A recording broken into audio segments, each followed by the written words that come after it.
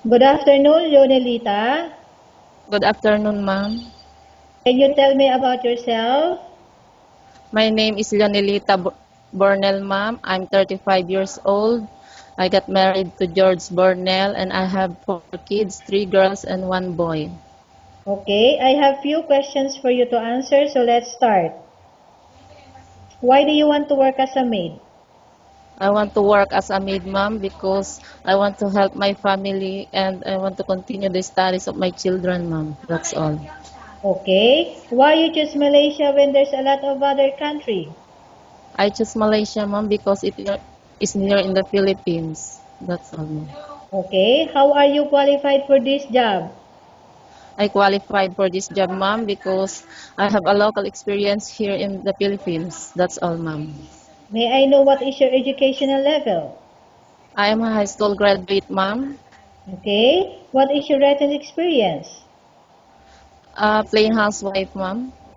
Have you worked abroad before? No, ma'am. Okay, do you have experience of taking care of baby? Yes, ma'am. Whose baby you taking care of? My kids, ma'am. Okay, how about elderly people? Yes, ma'am. Whose elderly people you taking care of? My grandmother, ma'am. How old is she? 90 years old, ma'am. Okay, do you have any other special skills? My special skills, ma'am. Cooking, cleaning, ironing, and take care of babies, ma'am. Okay, are you willing to learn new skills? Yes, ma'am. Currently, are you still working now? No, ma'am. Okay, do you know how to cook? Yes, ma'am. What sort of food can you cook? A Filipino dishes, ma'am. Like pinakbet, adobo, sinigang. That's all, ma'am. Okay, are you aware that you will have to do washing, cleaning, ironing, and cooking? Yes, ma'am. From all the house chores, which do you like most? Cleaning, ma'am. Okay, if ever you were selected to work in Malaysia, who will take care of your kids? My husband, ma'am. Okay, how much is the salary as a maid in Malaysia as you agreed and understand? 1,200 ringgit, ma'am. Okay, what is the two rules agency have fixed in Malaysia? The 2 rules, ma'am. No cell phones, no day offs. Okay, how many years is the contract in Malaysia as you agreed?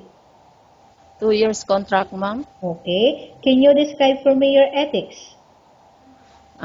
You can trust me, ma'am. Understanding, hardworking. That's all, ma'am. Okay, how can you assure to us that you will work hard in Malaysia?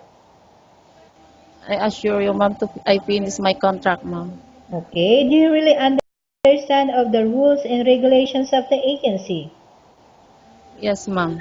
Do you pay any placement fee for you to come to Malaysia to work as a maid? No, ma'am. Are you medically fit? Yes, ma'am. Are you in any medication? No, ma'am. Are you allergic with any food? No, ma'am. Okay, Lunileta, we have finished our question section. Let's go to case study.